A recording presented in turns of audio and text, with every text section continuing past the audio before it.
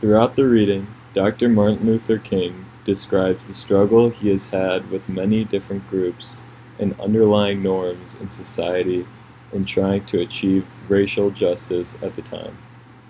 He writes from Birmingham jail to religious leaders in the South that have presented concern for his actions in trying to achieve justice. He began the letter by describing his view on acting on injustice and how nonviolence is a much more constructive way to approach an unjust situation. He states that everyone that he has worked with has the idea of nonviolence instilled within them and how this common view motivates others to reach a successful conclusion. One key point that King talks about when discussing the idea of nonviolence is the concept of creating tension between the two groups in an effort of making actual steps toward a conclusion. This tension is nonviolent and simply urges the majority group to be motivated in creating change, rather than remaining unaffected by the unjust ideas that inhibit a minority group.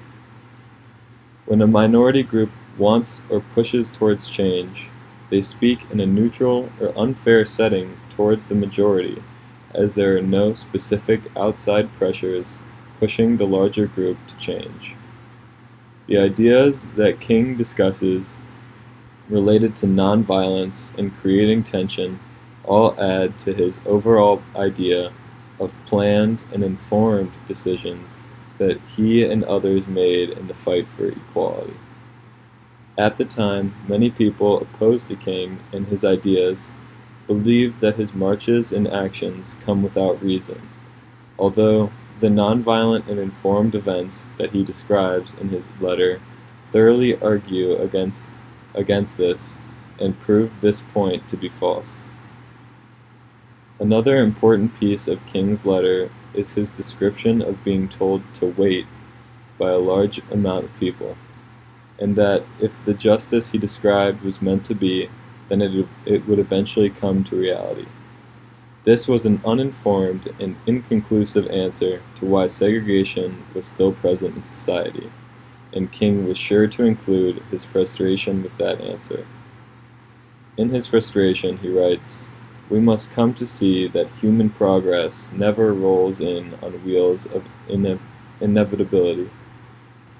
This concept is one that must be accepted in the process of change, and truly shows how hard work and perseverance is absolutely necessary in making the change a reality." King seems to try allowing the religious leaders to see his struggle through his own eyes, without looking through the lens of a privileged white person at the time. His letter accurately describes the extreme racial injustice that was present, without sparing gruesome details and horrific scenes of brutality and unrest, essentially creating the tension that he has used in pushing towards equality.